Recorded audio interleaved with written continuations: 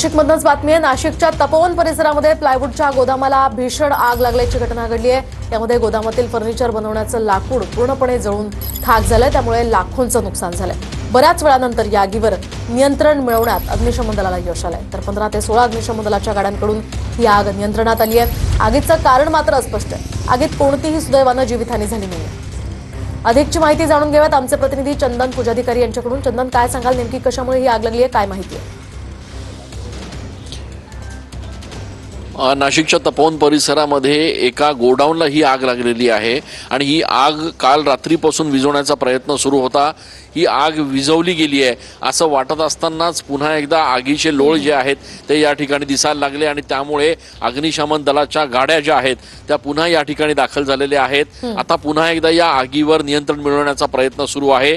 नाशिकच्या तपोवन परिसरात लाकडाच्या गोडाऊन, प्लायवूडची ही गोडाऊन आहे आणि प्लायवूडच्या गोडाऊनला काल रात्री 11:30-12च्या सुमारास अचानक पद्धतीने ही आग लागली। ही आग नेमकी कशामुळे लागली हे या ठिकाणी स्पष्ट झालेलं नसलं तरी कोट्यवधींचं जे साहित्य जे होतं या ठिकाणी ते जळून खाक झाल्याचं या ठिकाणी आपण दृश्यांमध्ये बघू शकतोय।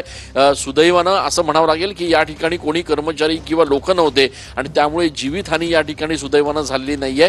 मात्र आग विझवण्याचा पुरेपूर प्रयत्न जो आहे तो काल रात्रीपासून सुरू आहे। साधारण 15 गाड्या ज्या आहेत अग्निशमन दलाचे बंब त्यांच्या मदतीनं या ठिकाणी आग विझवण्याचा प्रयत्न जो आहे तो केला जात होता।